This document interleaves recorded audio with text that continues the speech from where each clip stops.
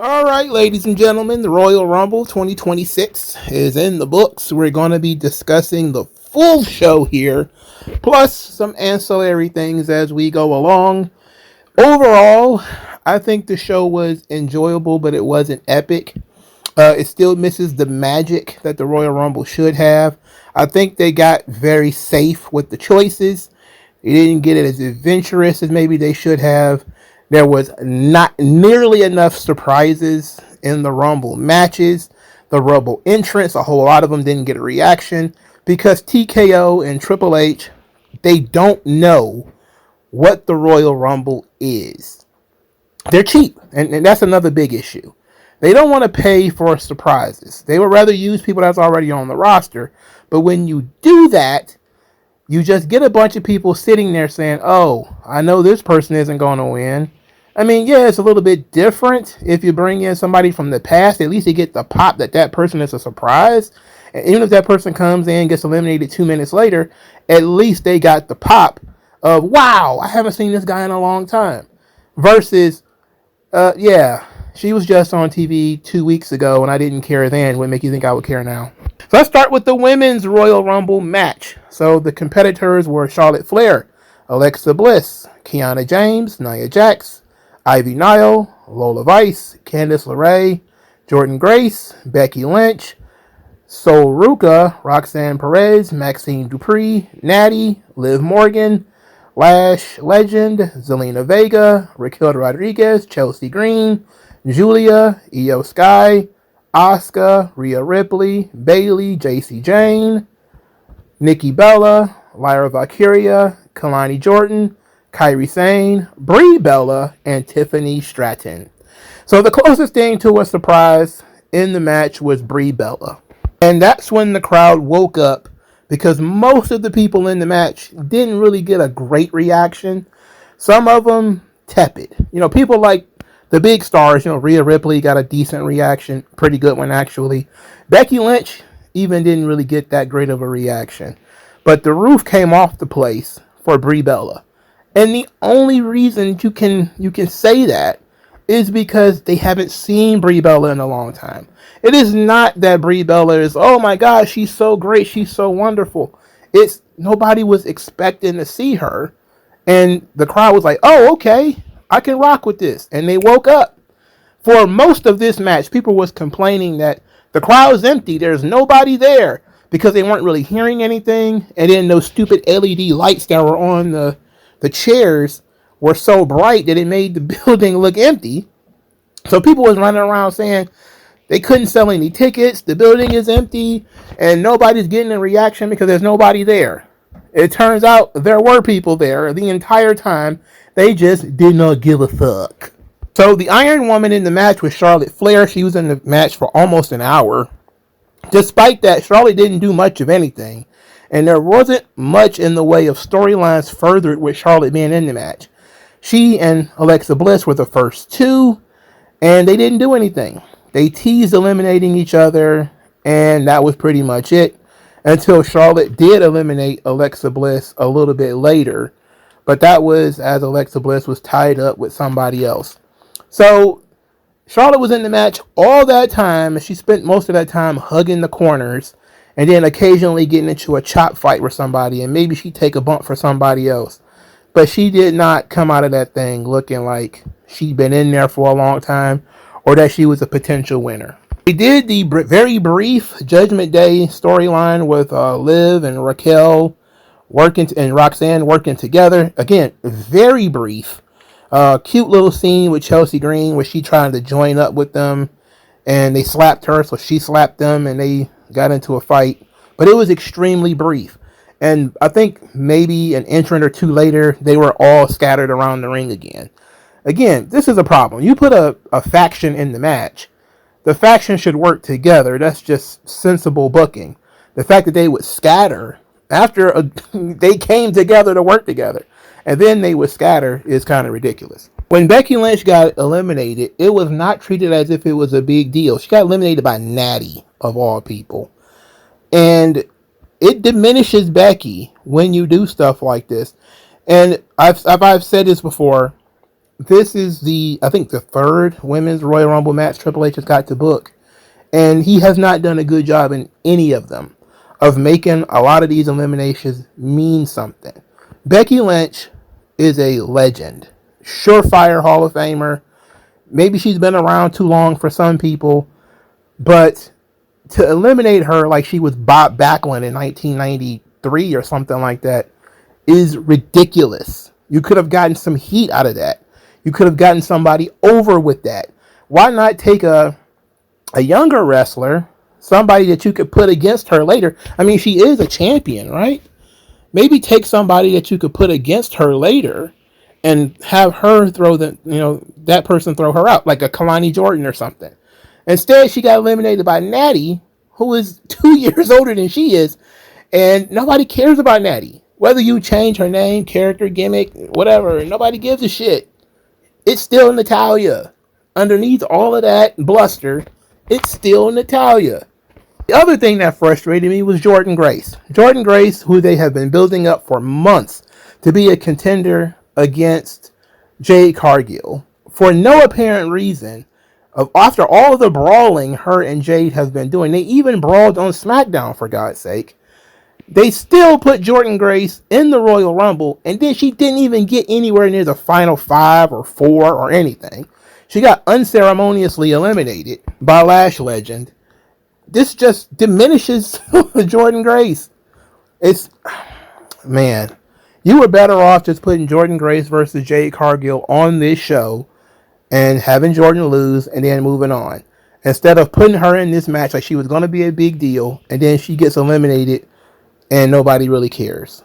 It's like nobody cares that she was in there, and nobody cares when she got eliminated. You didn't add anything to her character, her aura, or anything. As a matter of fact, she's the only contender on SmackDown. I don't see why she was even in this match. They did the angle that I expected, which was Asuka being eliminated by Kairi Sane, but they made it an accident where Kairi screwed up and she tried to attack, I think it was Io Sky, but Io moved and she hit Asuka, and Asuka fell over the top rope, and then Kairi was thrown out immediately afterwards.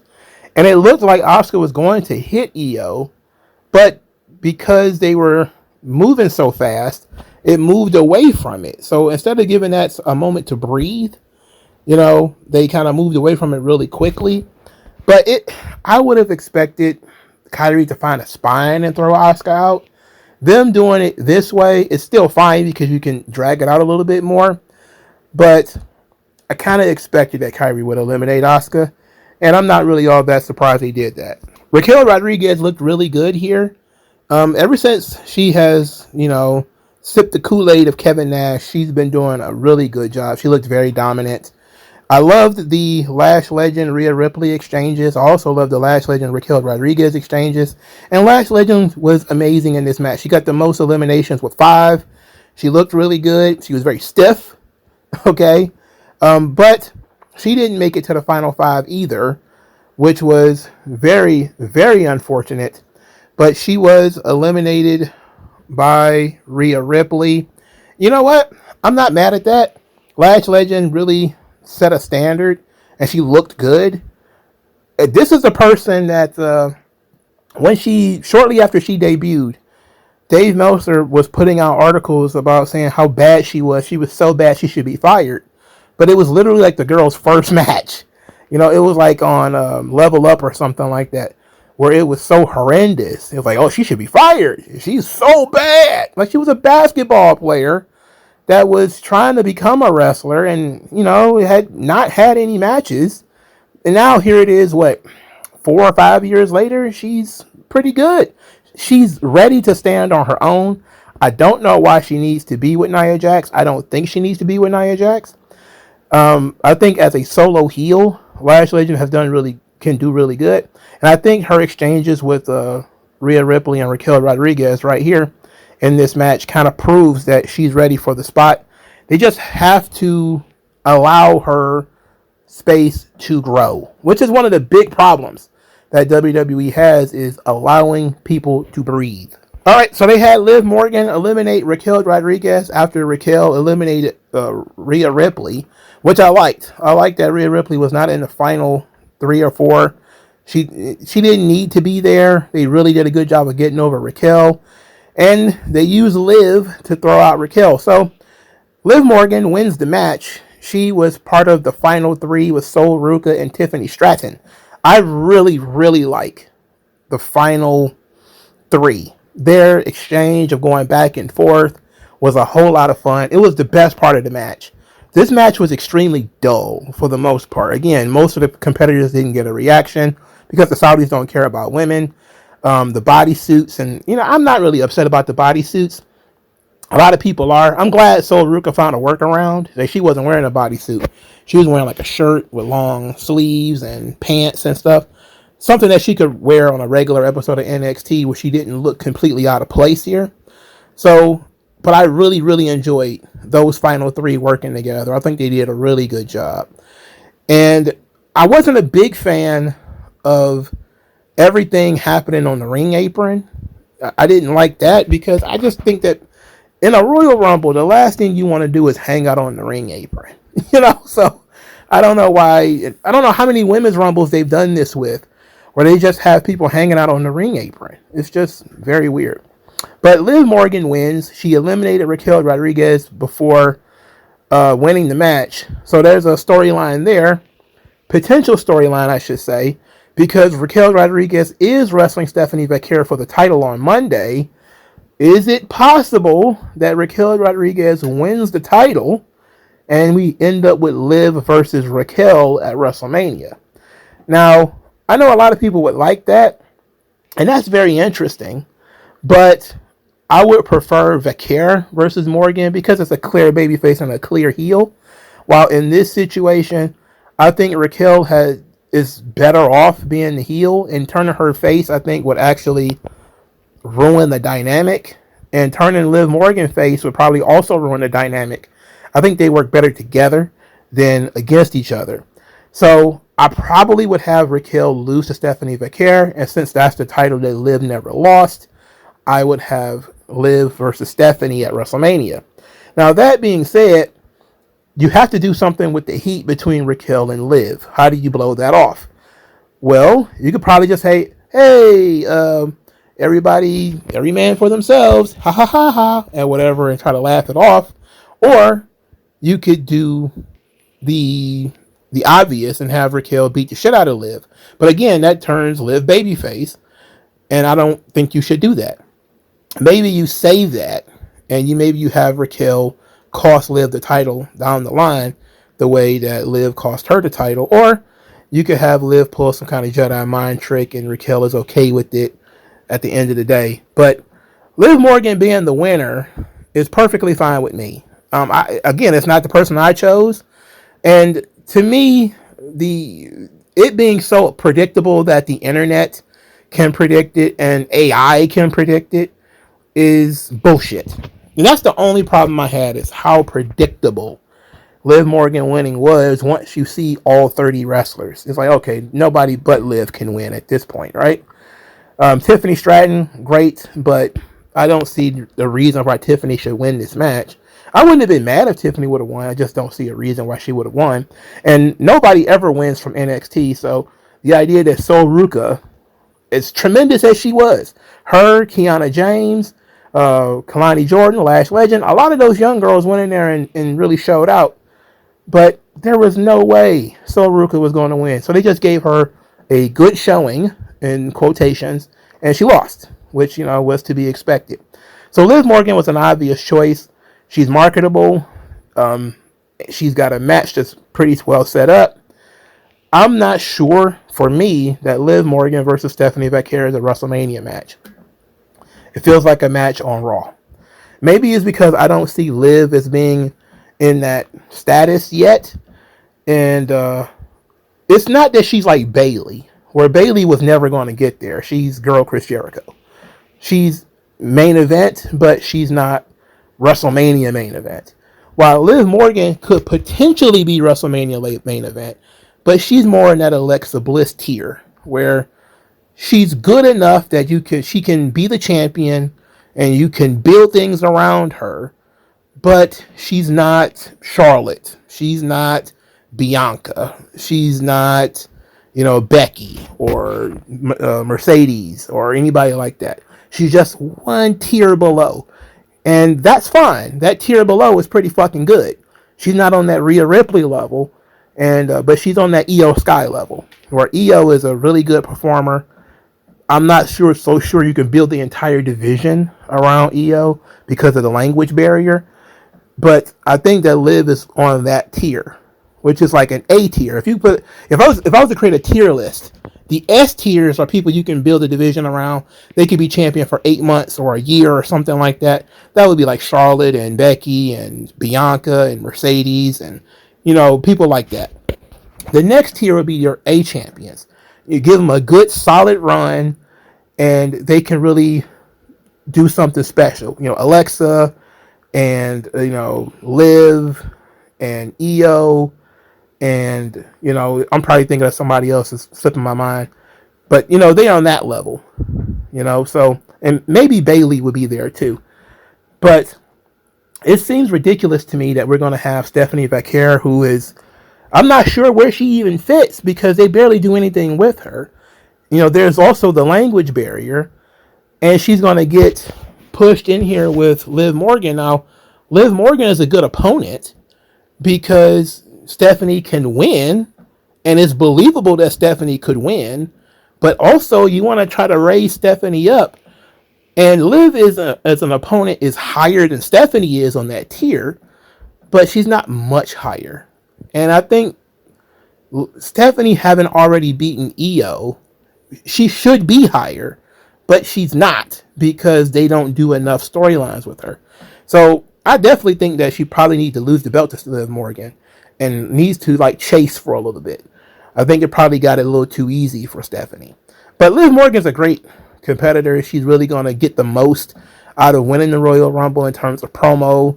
And there are trying to build things around Liv. This tag team, Roxanne, this angle with Raquel, the storyline with Stephanie.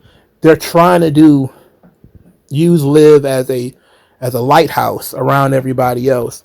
And she's going to get a chance to rise and fall in that situation where she's not solid yet. But she's been around long enough where everybody knows who she is and you know what you're going to get out of Liv Morgan. It's just a matter of if she can pull it out and make people care about Stephanie Vaquer, which is going to be tough. It's going to be very tough. Now, obviously, I am very disappointed because there was no Bianca Belair. And there was also no AJ Lee. There were no real surprises in the match at all outside of Brie Bella. Now, I'm trying to focus on these two because nobody else was really expected. But I think a lot of people expected Bianca Belair and a lot of people expected AJ Lee. Now, the AJ Lee thing, people are like, oh, it's Saudi Arabia. Of course she's not going to go to Saudi Arabia. Why wouldn't she go to Saudi Arabia? It's not like, AJ Lee wrestles naked or something like that. She pretty much, and she's a woke idiot herself, so why wouldn't she want to wrestle in Saudi Arabia? Her husband is there. There's no good reason why she shouldn't be there. And if they were going to do anything with Becky Lynch, AJ Lee, and it's clear that they're still not done with AJ Lee and Becky Lynch, and that everything that Becky is doing is a stopgap until AJ Lee returns, she should have been there. And let's say, hey, it wasn't going to happen because she doesn't want to go to Saudi Arabia. Then you should have done an angle on television where Becky Lynch takes AJ Lee out of the Royal Rumble. That would have been common sense, right? She'd hit her with the belt, hit her with a pipe or something like that. And, AJ Lee's not going to make it in the Royal Rumble because of Becky Lynch, even though everybody knows that she's probably just a woke idiot who doesn't want to go to Saudi Arabia. All right, fine. Let's just write this angle as a way to write her off TV, get some heat on Becky, and then you could have AJ return a week or two later. Even if you say she had a limited schedule should not include Royal Rumble. If Brock Lesnar and Roman Reigns are going to be there, you should be there for the Royal Rumble. And I'm putting my fingers in my ears. I don't need to hear any attempts at explaining why AJ Lee did not appear at the Royal Rumble and has not appeared since November. All right? It's ridiculous. Absolutely asinine. It's trash. They think she's not a big enough star that she can just come and go. All right, it don't work that way. Now, Bianca Belair has been the most disappointing of this whole thing because I wasn't the only fool who thought Bianca was coming back. But apparently her hand has been severed and it needs to grow back. So it needs time to grow from a mustard seed into a regular human hand. It makes no sense that somebody with an injured finger, I'm saying hand, when we're really just talking about one or two fingers. If she would have gotten pregnant, she would have had the baby by now. That's how long it's been. She could have gotten fucking pregnant and we could have had the baby by now. And would have been post-baby, glowing, everything. Instead, she's laid up with a finger injury. It's absurd, bro. I'm not sure if I should be blaming her or if we should be blaming TKO for not putting pressure on this thing. But I can't imagine at any point in time, in the NBA, the UFC, or any other major industry where a guy has a single finger injury and they're out for 8-9 months. It's just ridiculous. It's impossible for me to think about, that's going to happen. I figured if she wasn't coming back by November, she was coming up at the Royal Rumble. And now we're not saying, oh, she's not even there for that. And she's not advertised for WrestleMania. So is she not going to be there? She's going to be out for a year with a finger injury? This is absurd. Enough. Enough's enough. Whatever. The Women's Royal Rumble match gets a C grade, if you ask me. Most of the match was very, very boring with the entrances and the lack of surprises. The crowd really didn't care about the NXT talent. But I will say I really enjoyed the last maybe 15 minutes, and the winner was appropriate. So I got to give it some credit for that. Gunther defeats AJ Styles with the sleeper hold to end his career. Really good match. Very predictable finish. I didn't like the finish. I'm really becoming not a fan of this sleeper hold finisher. And they're really forcing it over, but I'm really not a fan of it. I really am not. Because it slows down the pace. And it's just this big dude squeezing on these guys. And it drags the pace down to nothing. It's fine when they're fighting out of it, and AJ Styles was trying to fight out of it. Obviously, that's what you do in this scenario. Almost the exact same setup as the Gunther John Cena finish, except AJ didn't tap out. They actually did a pretty good story leading up to this part where Gunther was being, especially vicious to AJ Styles, beating the hell out of him, chopping him, kicking him in the head, and he wasn't fighting back. It was almost as if he had physically given up, and the referee was threatening to stop the match, and he kept pushing Gunther away, and they were telling that story that AJ had maybe met his physical limit, that maybe it was over, maybe he's no longer phenomenal, maybe it's not his night, and he was just not retaliating. He couldn't fight back. And then as the referee's getting closer and closer to stopping it, AJ starts to sort of fire up. Now, I would have preferred a stronger fire up, and I would have liked for something the crowd could really get behind, but they began that, and AJ started to fight back. And then he had Gunther crumpled in the corner, and that was pretty good. They worked themselves back into the sleeper spot, which featured AJ fighting, elbowing and try to get out. And Gunther kept grabbing it. AJ fights out. Gunther would grab it. He's just laying on him. Then there's the old elbows to the head from Gunther to AJ and the sleeper. And then AJ's arms fell out, and the referee lifted it, dropped, and the match was stopped.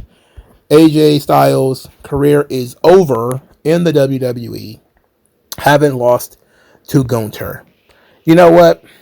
I'm not upset. I think they had a really good match. I think it was really good. Predictable, but really good. I wish we could do something with that sleeper. I'm not a fan of that sleeper. I am not. It's boring. It kills the pace of the match. If you have a submission hold, it should be something that can believably end the match quickly. That's what works in UFC. Guys don't stay in arm bars for 15 minutes in the UFC. Guys don't get caught in a rear naked choke and they're in that rear naked choke for 5 or 10 minutes. Now, I get it's pro wrestling. It needs to be dramatic. And I keep saying that. Hell, that's my line. Same time, though, when it gets this way again and again, you realize that it drags the pace of the match too slow. And eventually, it's just two guys laying there. At some point, it's just two guys laying in the ring. And this is the third time in a row Gunther was in a major match, and it ended with just two guys laying in the ring. And then Gunther gets up, and the match is over. And AJ gets up shortly thereafter. Got a great standing ovation, well deserved for AJ Styles. Got to soak it all in. There was no pomp and circumstance, no Triple H trying to come out there and give him a hug. No Cody Rhodes outside the ring crying. Nothing like that. And he did not leave his gloves or boots or anything in the ring. He just took his adulation, said his goodbyes, waved his way out.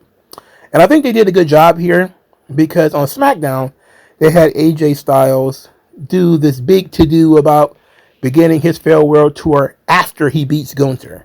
So that was a nice little swerve. Even though, yes, it was spoiled by Nakamura and it was spoiled by a bunch of other people that this was going to be his last match, there was still that hope. And that's what wrestling is all about. That you can never be too sure. And we hold on to that hope that there will be a swerve.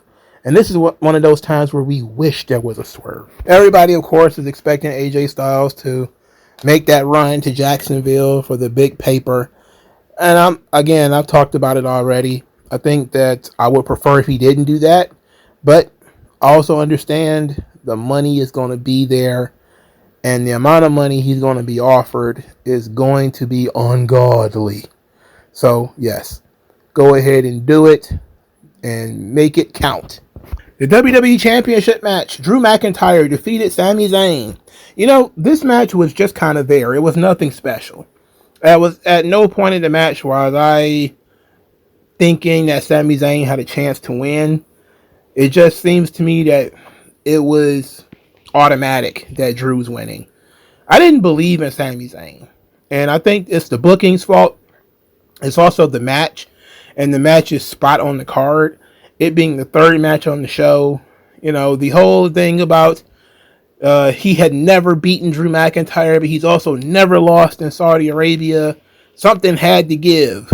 And, you know, I think on SmackDown he was talking about speaking Arabic to his people.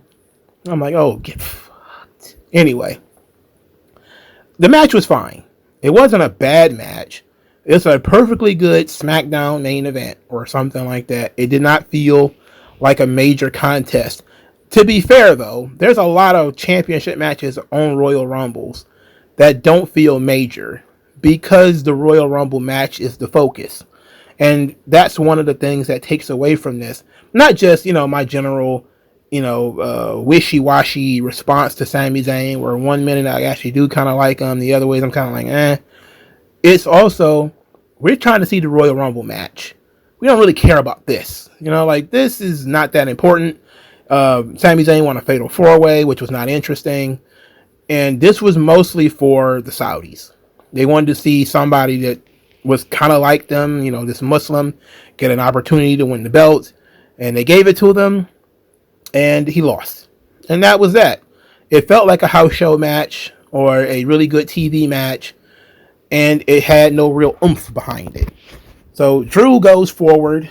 Obviously, Drew is going to be a focus of WrestleMania. Maybe they do some kind of gimmick where Drew loses the belt before WrestleMania. I would prefer they didn't do that, but who the hell knows? I don't even think it's fair to call it a road to WrestleMania anymore, because I don't think there's a road. You know, road consists of paths. A road consists of pre-planning, that somebody sat down and said, okay, we're going in this direction. this is how you get here and this is how you get here. I'm not sure we've even figured that part out yet, because they're so focused on popping the internet and popping the crowd, and not so much on, hey, this could be fun and this is going to end in this. To me, it did not seem like we needed Sami Zayn versus Drew McIntyre here anyway. It seemed like it should have been Drew McIntyre versus Cody versus Jacob Fatu, because that's what the story they've been telling on TV. So why did it change magically to Sami Zayn? It's ridiculous. And especially what they did in the Royal Rumble, which we'll talk about in a second, which of course further tells us that it's more than likely going to either be that triple threat match, which again, how do you have a 3 stages of hell and it doesn't end the feud? But I mean, it is what it is. I'm not a big fan of WWE's current creative. And as we, move our way towards the Royal Rumble match, very ironic that, Roman Reigns came out of nowhere and started talking about the creative of WWE. And what's so sad about this is that when he made these comments about WWE's creative, everybody was like, oh, it's clearly comments being made, in character. So if you don't know what he said, this is what he said. I'm a generous tribal chief. I give the people plenty of time, these young talent. They say we hog all the TV time. They'll complain about one thing and I leave an opening. I give them plenty of space to create whatever type of superstardom they want. Get over, kids. Get over. We're 2 years here now. We haven't advanced. We haven't evolved. We have great leadership. Nick Khan, God bless him. What a businessman. He's a genius. But we have to be able to step it up creatively. And that's why people like me, people who are striving to be the greatest, the GOATs, the MJs, I can't just sit around and see mediocrity. Not when I can set it up for everybody to just slam it home. He said this on the Pat McAfee show. Ironic that he made this comment just a day or two before the Royal Rumble match. And a lot of people noticed something very interesting about this. He said we have great leadership and then mentioned Nick Khan, but did not mention that bald fraud Triple H. In fact, he said we need to step it up creatively. Why would he be mentioning creative if this is in character? That's what I want to know. Oh, it's WWE. They're blurring the lines. I don't need to. And this is part of the problem. We're going to talk about this later in relation to Powerhouse Hobbs. It needs to have some kind of attachment to kayfabe. All right? Roman Reigns is not coming back because creative is bad. He's coming back because he wants to be the world champion, because he wants to be the guy, he wants to be the man, right? He's not coming back because creative is shit, so I need to come back. Are you serious? That's not a great motivator to the audience. The audience may like the creative. Why would he say that? This doesn't make sense. Who does this put heat on? It puts heat on the creative officers and all the people backstage. It didn't put heat on anybody in the ring. Him saying we need to step up these young talent, it puts a lot of pressure on the young talent, sure. But if he was working, why not say somebody's name, to put pressure or a spotlight on that person? He's basically telling the people in the back, I have to keep coming back and doing this because you guys have not gotten anybody over. That's what he's telling them. And he's talking to them. He's not really talking to us. He's talking to them. He ain't talking to me. Because I don't need to know this. This is not information that I require. I want to be immersed in what the show is. I don't need to know that Roman Reigns coming back because the creative is funky. And so when WrestleMania, we need Roman back. Okay, fine. I'm okay with we need Roman back. We do need Roman back. The problem here is you had 2 years to get other people over. And you had all these scattershot booking ideas. And you didn't commit to anything. Instead, despite the fact that all of these people keep talking about how great Triple H is, the only person he pushed that Vince didn't is Gunther. That's it. He's been leaning on Seth Rollins. He's been leaning on Punk. He's been leaning on McIntyre. He's been leaning on Cody. And it's been and John Cena. It's been all these same people over and over again. The only other person he's tried that's been on, if you put it on a tier list, on that next tier has been like Logan Paul, LA Knight, Braun Breaker, and he did not do anything to submit any of those people. They didn't win any world championships. They didn't win any big matches. Well, Jey Uso did. I guess I forgot about him. So yeah, Jey Uso won the Royal Rumble and he won the world title. But it didn't stick. He's back in the tag team division now. All people cared about was the entrance, and they needed to pay off the entrance or whatever. But they had multiple spots for LA Knight. They didn't do anything. They kept a ceiling on LA Knight. They kept a ceiling on Logan Paul. They wasn't really interested in doing anything with him. We're going to talk in a moment about what they did with Braun Breaker. Then you got a lot of new guys where it looks like, okay, they're finally going to smarten up. And I'm really looking forward to that because that was promising. But you've had, like Roman said, you had 2 years. And you spent a lot of that time trying to get Seth Rollins back in position and putting Seth Rollins back on top rather than, hey, we need to move forward. We need to get more young guys over. Instead, it was, what can we do with Punk? What can we do with Cody? And what can we do with Seth Rollins? Fuck. Oh yeah, and Drew McIntyre. I forgot about him. I like Drew McIntyre. I like all of these guys. There's nobody I've mentioned that I don't like. The problem is the creative is holding people back. It's too conservative. It's too safe. He's not taking any risks. I see people all the time making fun of like 2019 WWE or 2018 or something like that, where Vince is taking creative risks. He doesn't know whether this thing is going to flop or not when he's doing it. He's just going to do it. And if it flops, well, it's one of your many 100 failed ideas. But if it doesn't flop and it works, then you look like a genius. That's just how the world is.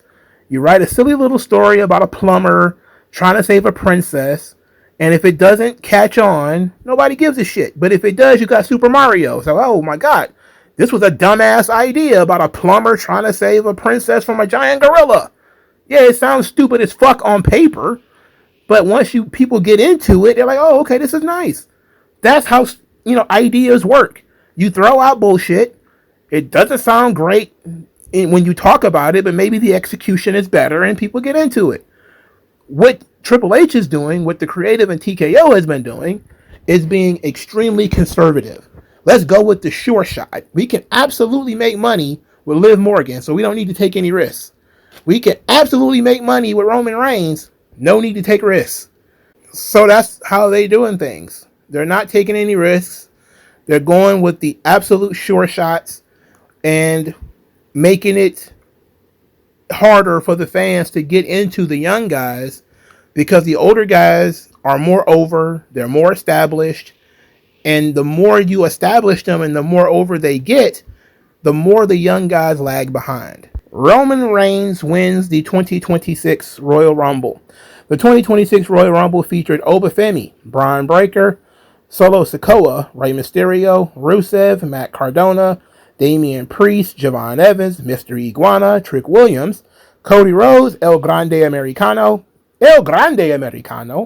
Royce Keys, a.k.a. Powerhouse Hobbs, Austin Theory, Bronson Reed, Ilya Dragunov, La Parka, Dragon Lee, Logan Paul, LA Knight, Brock Lesnar, The Miz, Phoenix, Jey Uso, Roman Reigns, Jacob Fatu, Penta, Randy Orton, and Gunther. So we start the match. The first 10 minutes of this match were extremely good, already better than the women's. They actually did some stuff to make young guys look good. I know a lot of people know that I'm a big fan of Braun Breaker. I have been since he debuted in NXT. I think this was the right way to get him out of this match. Braun Breaker, for starters, he was announced as number 1 on SmackDown. It was some kind of error where he was announced as being the number 1 entrant. It was spoiled, so they didn't get an angle, and he was let in at number 2.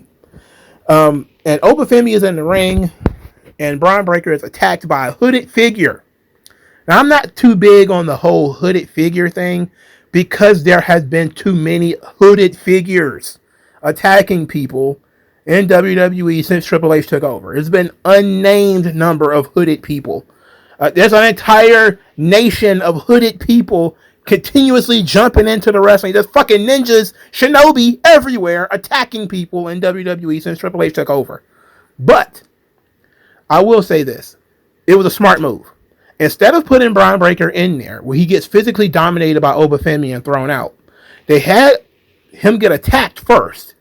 He gets stomped on the floor. He gets thrown in the ring. He's dazed and confused. And then Obafemi throws him out. Because what you don't want is you don't want Braun Breaker, who you're pitching as being a badass, to hit somebody that hits him harder, that knocks him down, that fucks him over. In this situation, you got Braun Breaker dazed and confused and you got him out of there. If you were going to do Braun Breaker losing, this is a way to protect him. I'm all for it. Now, who could the hooded figure be? A lot of people are saying it's going to be Seth Rollins. It may end up being Seth Rollins. I don't know who else it could possibly be, or why would it be anybody else. It's clear to me that Braun Breaker versus Seth Rollins is more than likely going to end up being the match for WrestleMania, because they had the whole thing where Braun Breaker beat up Seth Rollins. There's no need to swerve anybody on this, which is why I'm not sure why he needed to be hooded at all. Why not just have Seth Rollins attack Braun Breaker? I mean, Seth Rollins didn't need to be in the match. You could just say, well, he's still not medically cleared. He could still have had his arm in a sling or whatever. I forgot what injury he had. Or whatever, his neck in a vice or whatever. And he still attacks him with a chair, gives him a stomp, and do the same thing. Throw him in the ring so Obafemi can throw him out. Same thing, except without the fucking hood. And it would have told you the same goddamn story. Braun Breaker is going to wrestle Seth Rollins at WrestleMania. That's the right move. It's the right decision. That's what you should do. Now, is there a chance, by God, that Braun Breaker wins the world title and it's Braun Breaker versus Roman Reigns at WrestleMania? Maybe that's the reason Roman Reigns cut that promo telling the young guys they got to get over. He wants a young guy to step up, and Braun Breaker's going to be that young guy who's going to step up. Maybe he beats Punk on Raw. Maybe he beats Punk at Elimination Chamber, and he's the champion, and he's got to beat back the tribal chief. It's an interesting story. I like that idea, actually. But look at what you've just done here. You just had him get attacked by an unknown assailant. Now he has to fight this unknown assailant. He can't go back to being the world champion. I do like that this screwed up Division's plan, and obviously Heyman is discombobulated for the rest of the match. But Braun Breaker versus Seth Rollins, it's fine. You know, it's just fine. They've been building up to this. Let's just do it. Hopefully Braun gets over, even though he's the heel, which means he probably won't. And we'll have to work our way out of it from there. But I would not put Braun Breaker in the Elimination Chamber because he doesn't need to be eating losses or eating pins. So don't put him in it. Find some way where he won't be in it. And we try to figure it out some other way. But it absolutely should have just been Seth Rollins that attacked him. And the idea we're going to swerve it and it's going to be somebody else, I just don't see the purpose in that. Why would it need to be anybody else? Just tell the story that everybody knows. The story that's been obvious. You know? Alright, so the second thing here is Obafemi running the gauntlet. Pretty much kicking the ass out of a whole bunch of guys. Obafemi eliminated Braun Breaker, Solo Sikoa, Rey Mysterio, Rusev, Matt Cardona. He just got a lot of eliminations. He looked like an absolute beast. He kicked ass. I loved it. The crowd was really behind it. Crowd was really into it. This is exactly what it needed to be. This was exactly what it needed to be. While he was in the ring, Obafemi stood across the ring from everybody. He touched everybody. And obviously, he was in there when Brock Lesnar came in. And that is what we were all waiting for. the Brock Lesnar Oba Femi standoff, and I like that they didn't do too much. You know, they at one point in time, Oba tried to clothesline Brock, and Brock ducked him and was like, "Come on!" And then one time, he grabbed Oba and got him in a suplex. Oba clotheslined Brock once, so they each one got a little something in, but they didn't really tear each other apart. And I think that was probably a downfall. Is the Men's Royal Rumble relied a whole lot on you stand and stare at that guy. You're not going to do a whole lot, but we're going to have you square up against each other. They did that way too much. They did it with Jacob Fatu and Roman Reigns. They did it with other people, but the Brock and Oba thing was more obvious. And they also did it with Hobbs and Oba. They just stood and stared at each other. And everybody was like, oh, yeah, yeah. But people were behind the Brock Lesnar, Oba Femi fight. People was into that. But they didn't do much. And Brock eliminates Oba Femi. Brock eliminated Oba, who had turned his back after eliminating somebody else. Of course, the race conversation came up. Why is it always Brock when there's a black guy? We always have to bring the vanilla gorilla in there to put a stop to what they're doing. And I think it says a lot about Brock's stature, where the only reason he was in this match was to eliminate Oba Femi, so that Oba Femi wouldn't lose to somebody that's much below him. Now, obviously, they could have just said, well, Roman Reigns eliminates Oba Femi. That would have been fine. But to have it be Brock Lesnar means that they think very highly of Oba Femi. And the fact that Brock Lesnar came in, kicked ass, eliminated a couple of people, gave some F5s and stuff, just showed his face, was fine with me. And then they eliminated him during Jey Uso's entrance. He got eliminated by the partnership of Cody Rhodes and LA Knight. It was, quite frankly, the stinkiest part of the entire show. Brock Lesnar is the Rock on the Eternal Shore, right? Obviously, you don't want to do more Brock Lesnar, Roman Reigns stuff. Clearly. And I'm fine if you don't want to do more Brock Lesnar, Roman Reigns stuff. Then you just have one of your other top guys eliminate Brock.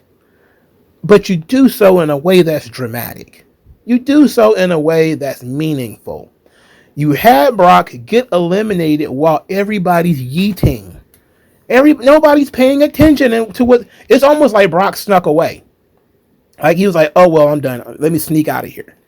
It's crazy. Why would you do that? Why would you book Brock Lesnar to get eliminated while nobody is paying attention to the ring?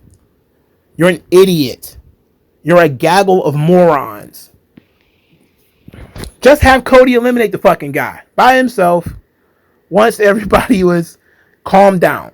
But they had Roman come out right after Jey, so they didn't have a whole lot of time.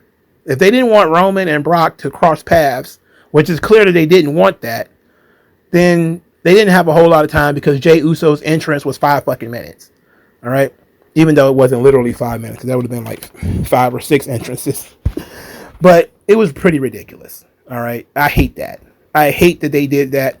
But it should be an honor for Oba Femi that he got such a big spot, a huge focus, and it took Brock Lesnar, while his back was turned, to eliminate him. And that he wasn't eliminated by, fucking Damian Priest or something like that.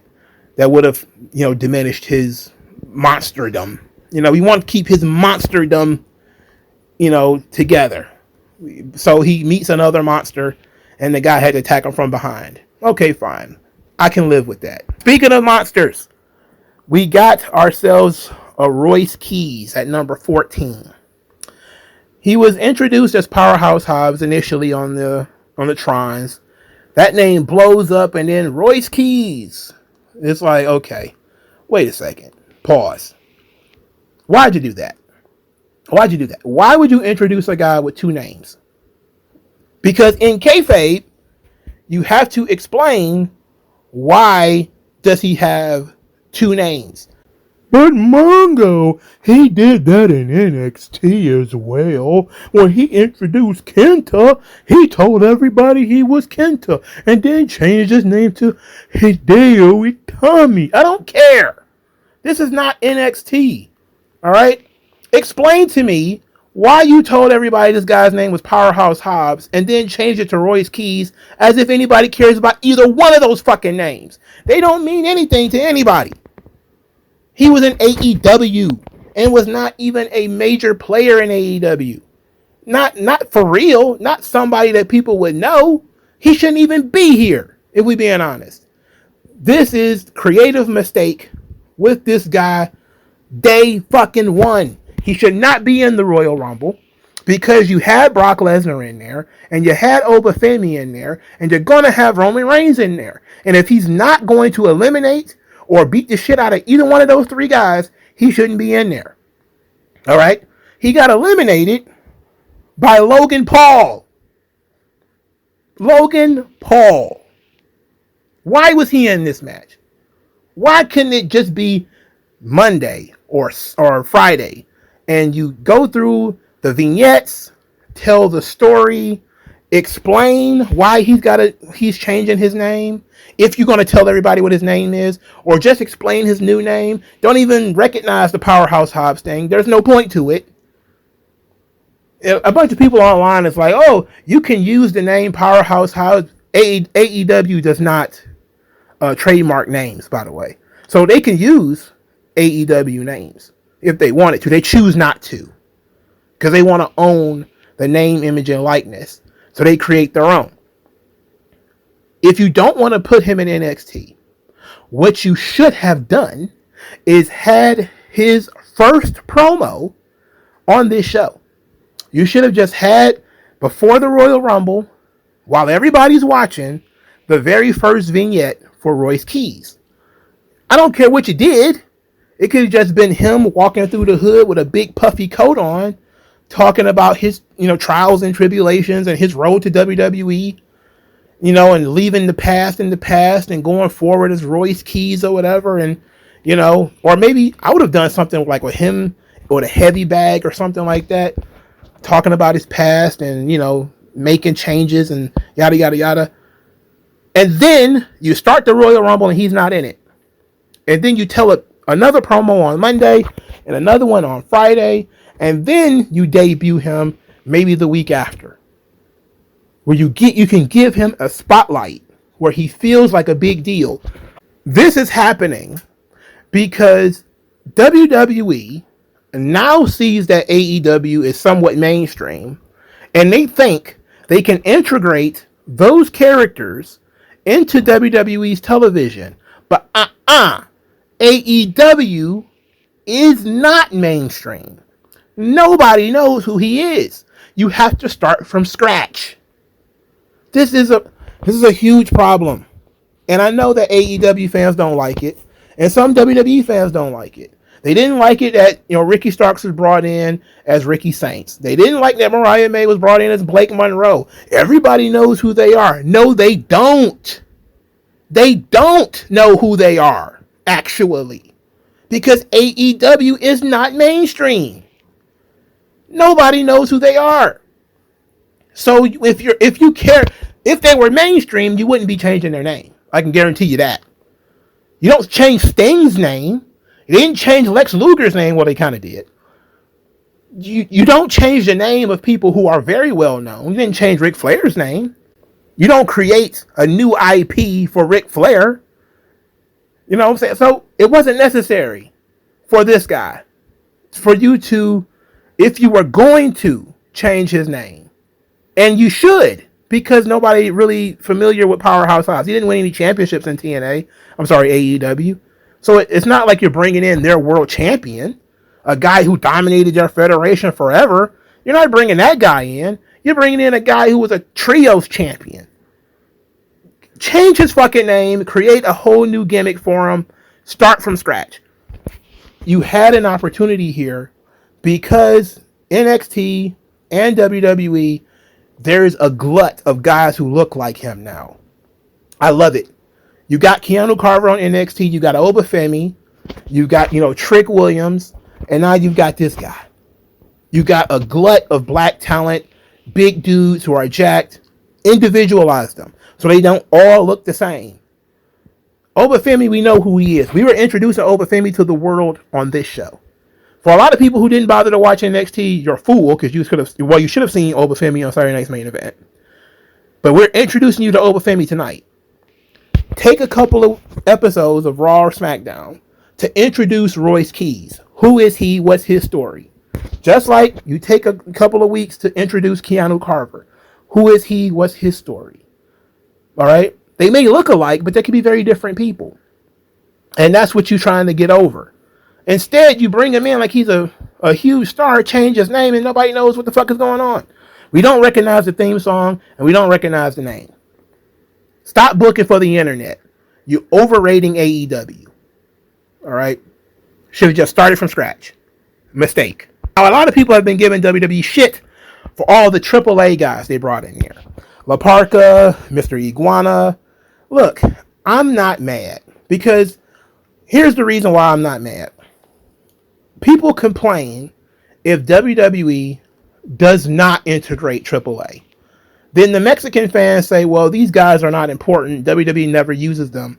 They never use them on Raw or SmackDown. They're in this weird sphere way over there. They only interact with NXT. They're not important. It feels like they're little guys and nobody cares. But if you integrate them, then why are you having these guys on the show that nobody knows and they don't do anything? Well, you have to eventually start integrating these people, right? They're a part of the program now. AAA is a part of the family. You should integrate AAA into the show. If you didn't have any surprises, which we'll talk about at the end, then AAA is fine. Bring in La Parka and Mr. Iguana. I would have brought in Psycho Clown, but whatever. And you do something. You try to make the most of it. But you want these guys to feel like they're part of the family. You don't want them to feel like they're over there, over yonder. They can come to the family reunion, but they can't really sit around the table and eat. They can get a plate and go home. You don't want that attitude. Let them come on in. And Mr. Iguana, there's a good chance that he could have gotten a good reaction. People know who he is. He's been on Raw and SmackDown and NXT, and he does silly Iguana stuff. He's a silly gimmick. WWE is a place for silly gimmicks, so I was okay with him being in there. La Parka was a little weird. I didn't understand that. If you were going to have La Parka in there, you should have let him do his entrance. That's what I think was missing. But other than that, I'm cool with it. Penta and Dragon Lee and Phoenix, these guys are regulars on TV. I don't look at them as AAA guys. They're WWE guys. But to be fair, all of them are WWE guys, if we're being honest. So they all should be in the Royal Rumble or should get an opportunity to be featured in some way on WWE TV. And the Royal Rumble is a good place for it because even though the show is in Saudi Arabia, they have Mexican fans. And the Mexican fans should be able to see guys that they see on their television featured on WWE programming, main roster programming, and major events. I don't see why they wouldn't be featured at WrestleMania or something like that too, because they're part of the group. They're part of the family. There should be a lot of interconnections between the two. Speaking of interconnections, El Grande Americano 1 versus El Grande Americano 2. This was silly. All right, Ludwig Kaiser, El Grande Americano, came in at number 12. Chad Gable, El Grande Americano, came in at number 13. Somebody on Twitter said racist El Grande Americano versus beloved El Grande Americano. And I thought that was funny. Now, it is ridiculous that Chad Gable went and got super jacked, only to come back as El Grande Americano. Some people say, well, that's terrible. Why would you do that? You already got Kaiser doing it. Let's just forget it. Let him have the gimmick. But here's the thing, and I think this is what they're going to do. This is the only way that this makes sense. They're going to do a mask versus mask match, probably on a AAA show, featuring both of these guys, right? It's the only thing you could do that would make sense. And it also would make sense why you had the AAA integration, because they're clearly not going to do this match Well, they shouldn't do it at like a WrestleMania. They should save it for whatever AAA show is it. Rey de Reyes, the King of Kings match. Do it there. El Grande Americano Uno versus El Grande Americano Dos. And then you unmask Chad Gable and he can kill that gimmick. Alright? That's the only way you would do this. It's the only way that makes sense. I'm okay with it. It's a waste of a spot, sure. You could have had Chad Gable come out there as El Grande Americano, just jump the barricade. He didn't need to take up a spot in the match. But it's not like, they were going to put anybody else in this match that mattered anyway. Oh, I'm sorry, Finn Balor. The match is full, by the way. Match is full. We got 2 El Grande Americanos. The match is full. But this wasn't upsetting to me. It was clear to me just from looking at this, that's the direction they're going is. They're going to, close that loop with Chad Gable and close that angle. And then they're going to move on with something else. So they did do the Vision angle where they kind of got in the ring where it was Bronson Reed, Austin Theory, and Logan Paul. And I said that there needed to be a hero that was going to save us. Who would it be? Turns out it was LA Knight. Now, LA Knight eliminated 2 of the 3. He eliminated Bronson Reed and Austin Theory. But he didn't get Logan Paul, which I don't understand why he didn't get Logan Paul. To me, Logan Paul being eliminated by LA Knight would have made a lot more sense than Logan Paul being in the Final 4. I just didn't think Logan Paul needed to make it that far into the match. Could have just had him get eliminated by LA Knight too. But coming back and continuing that feud, it's something. LA Knight got a monster reaction. He looked great. Not expected, but I liked it. That was pretty good. I forgot to mention this when I was talking about Brock Lesnar. But we got a good interaction between Brock Lesnar and Ilya Dragunov. And this pissed off a certain section of the wrestling internet so much. Because little vicious Dragunov is chopping the shit out of Brock, who is laughing at him. Okay? I love this so much because it typifies both characters. Brock is twice the size of Ilya Dragunov. I know that Dragunov is human dynamite. You look at him, he's violent, he's vicious. I love that guy. But that's Brock Lesnar, all right? If there's anybody who's going to no-sell your chops, it's Brock Lesnar. If anybody who's going to grab him by his neck like he's a small man, and he is, and throw him out of the ring, it's Brock Lesnar. The fact that Brock did not sell for Ilya Dragunov is fine, okay? It's fine. He didn't need to.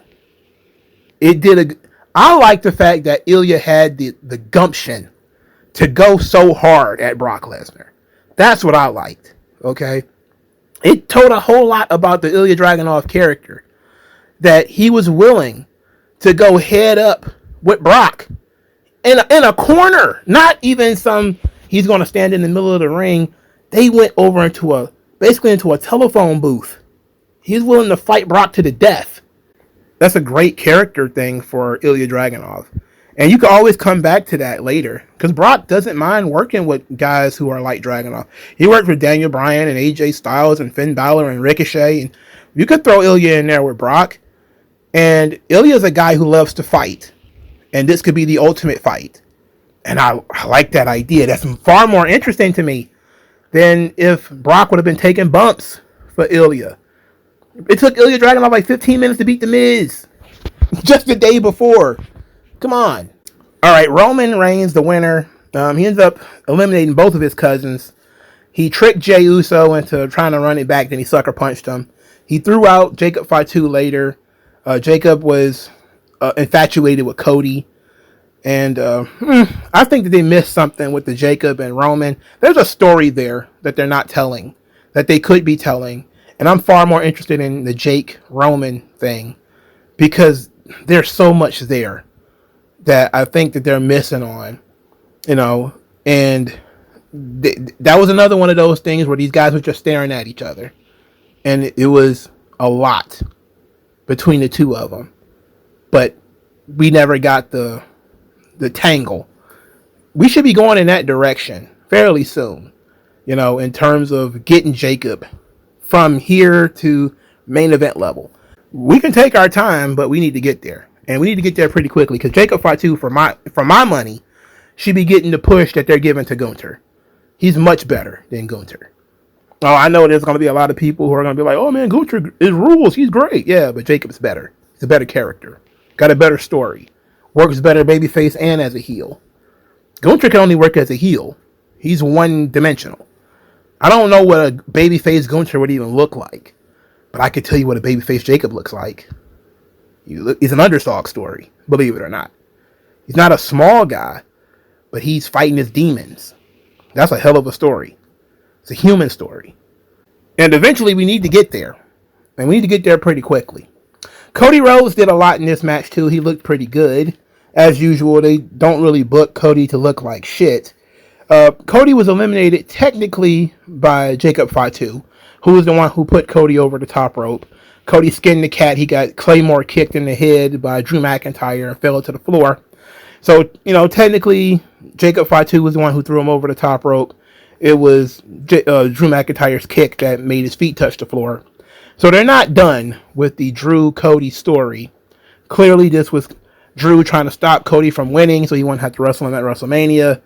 And it's almost going to guarantee that he's going to have to wrestle him at WrestleMania because that's how these things work when you're dealing with heels. Right? Heels always try to weasel out of things and fall victim to their own plans. So it guarantees Cody versus Drew McIntyre. I'm not a big fan of that because we just had a 3 stages of hell between these two guys, and they've had matches even before that, and this has been going back for a while. I'm not a big fan. I think it's kind of cheap, actually, that we need to look QB1 superstar Cody Rhodes. I'm cool with that, but why can't he do a major singles match that doesn't involve the championship at WrestleMania? Why can't he have a simple blood feud at WrestleMania? Why not do a Hell in a Cell match or a Texas Bull Rope match or something like that? Didn't he do like a 10 Lashes match or something like that with MJF? Do something else. You don't have to be the champion in that scenario. I would infinitely prefer if it was Jacob Fatu versus Drew McIntyre for the title and Cody doing anything else in a main event storyline. He could still be a main event guy, just not with the title. I just don't understand why we're doing this way, but whatever. Gunther was number 30, and I put a big smile on my face because I was probably the only person on planet Earth that picked Gunther to win, and I thought, hell yeah, we're going to do it. Again, I'm not a big Gunther guy, but I figured Triple H is. But Gunther ended up in the final 2 with Roman Reigns, and he tries to put him in sleeper holds during the Royal Rumble, killing the pace of the match. The pace of it, when it gets to the final 2, that's when people start sitting on the edge of their seat. That's when people start standing up. That's where some people start really paying attention. Because, okay, which one of these guys is going over? But then you slap on a sleeper, it's like, get the fuck out of here. What are you doing? Come on. Roman hits a spear, throws Gunther over the top rope. Roman wins the match. Okay, fine. Roman, you can't go wrong. Everybody loves Roman. You can't go wrong, but it's kind of boring because, well, it's Roman Reigns. It's a very easy choice to decide to put the belt on Roman Reigns or to put the match on Roman Reigns. Obviously, at this point, it's got to be Roman versus Punk, right? It's got to be Roman versus Punk. Why would you do Roman versus McIntyre? Why would you do Roman versus Cody? It's not necessary to do Roman versus Cody. Punk versus Roman, to me, is the story they have been evading since Punk returned. This is the story that you need to tell. This is where the money is. Do Punk versus Roman. We don't need Punk versus Rollins. We don't need Punk versus Braun Breaker, even though we've already had that match. Let's let Braun rehabilitate himself, and then we'll do that again. Punk Roman. I'll tell you why.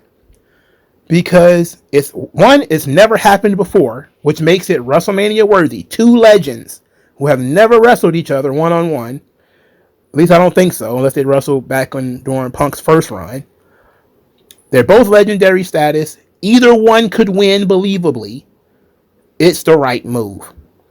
That's where your money is. If you want to sell some tickets, and they've already sold plenty, Punk versus Roman is where the money is. Yes, Punk has been doing this thing with Finn Balor. He's been doing this stuff with Division. But the stuff with Division is over because he beat Braun Breaker already. The stuff with Finn Balor will be over in a couple of weeks because Finn Balor is not going to win that fucking title. We need to do Punk and Roman.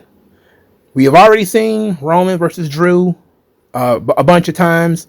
We've seen Roman versus Cody a few times already. They've headlined 2 WrestleManias already. They're not rocking Austin. Okay, they're not rocking Austin. We don't need 3. Punk, Roman, that's the way to go. All right, let's wrap this thing up. So Carmelo Hayes was not featured in the Royal Rumble match, but he did wrestle on SmackDown, defeating Phoenix in the U.S. Open Challenge. Very bizarre that Carmelo Hayes was not in the Royal Rumble, but Parka was. I'm not upset about that, by the way. I just think that it's weird. Chris Jericho was not in the Royal Rumble. A lot of people had worked themselves into thinking Chris Jericho was going to come back. And I have to address rumors, even if I don't really think it's going to happen or care. So that's why I addressed the Chris Jericho thing. But there's always time for that kind of stuff if he's coming back, which is not guaranteed. So it is what it is. But I will say this. The men's Royal Rumble match was solid. I would give it a B- grade. It was predictable. AI predicted it. You know, a bunch of people predicted it that once Roman was announced in it that he was going to win it. Even though I don't think that was a smart move. But Roman, they did a good job. They told more stories in the men's Rumble than they did in the women's. And that's what the Royal Rumble is about. Javon Evans was the Iron Man. He was in the match for a really long time. And he worked the entire time. They really put a spotlight on Javon. He was in there for a long time, too. He was in there and deep into the match. Like, he was one of the final 6, maybe, I think, before he got eliminated. So he did a really good job. And they really did a good job with Oba. And they did a good job with... They didn't do too much of a good job with Trick. Trick wasn't in there that long. And that was unfair, as far as I'm concerned. But overall, I think the men's Rumble was a solid B-. Right winner, considering the field. Solid... creative idea with, you know, perhaps him versus Punk. They did a decent job with Cody. I didn't like the Powerhouse Hobbs bit, but they did a wonderful job with Oba, and that was very strong. That was the strongest part of the match, was what they did with Oba. So I give it a B- grade. So not as good as the greatest Royal Rumbles, but better than some of the weaker ones that we've had in recent memory. Before we go, there was a lot of chatter about Saudi Arabia throwing together this stadium in 30 days.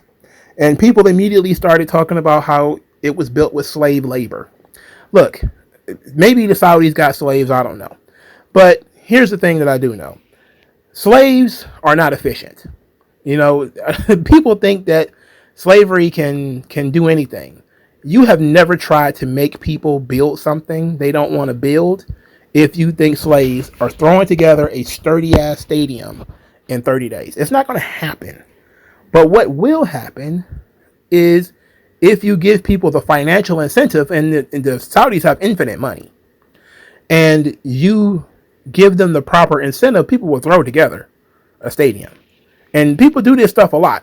In the United States, we can't imagine why you would build a stadium so fast, because it takes us forever to build a building because all the regulations and the government this and that and all this stuff. And oh my God, how could they do this? They must be breaking some kind of laws of nature, or they must have slaves in a dungeon somewhere. It's like, no, it's probably just regular capitalism. Hey, we need this done in 30 days. We're going to pay you X amount of dollars to do it. Okay. Because if you'd have paid the Chinese to do it in 30 days, there wouldn't be a screw in that motherfucker that would be tight. All right. It'll be falling apart because that's how they do things. They cut corners. If you give them a time pressure, they will build it, but it'll be falling apart. And you see that in the way they build houses in places like Mexico. When they do it with the Mexicans and stuff, they put them under some kind of time pressure, and all of a sudden the foundation is fucked. the plumbing is fucked, the walls and stuff is, not firmly rooted. That's what happens when you put certain people under pressure. And usually you're trying to be cheap with the materials, and you're trying to be cheap with how much you're going to pay them and all that kind of stuff. You get cheap quality. If you overpay, however, you get better quality in a shorter amount of time. And the Saudis have infinite money. So they can just throw some money at people and say, hey, we need this built in 30 days and it need to be good. So they'll do it. And you don't need to break any laws. You don't need to have slaves in the basement.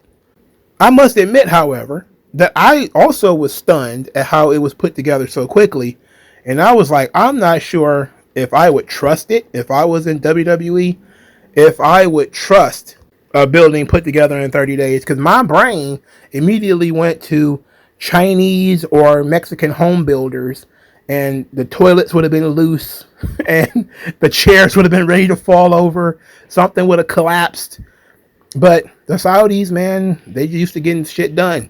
And when you got the literal sword of Damascus dangling over people's heads, they'll get shit together. They'll get shit done. Anyway, I ended up ordering a shawarma. I got gifted a DoorDash, which was great. I got a DoorDash gift card, which allowed me to purchase something to eat. I should have got some Chinese food, but I needed something quick, so I got a shawarma from a place around here called the Bucharest Grill. It's delicious. It was tremendous. I was very full, and for like a dessert, I had like graham crackers and milk. I'm old, man.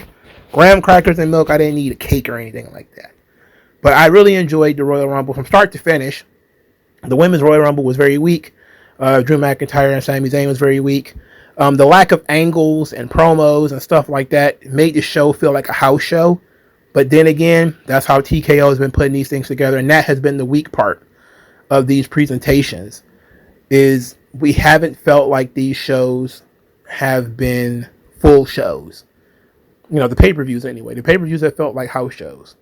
And that's just kind of how it is. But I enjoyed the show for the most part. But let me know what you guys think. And I'll talk to you folks later, man. Be blessed.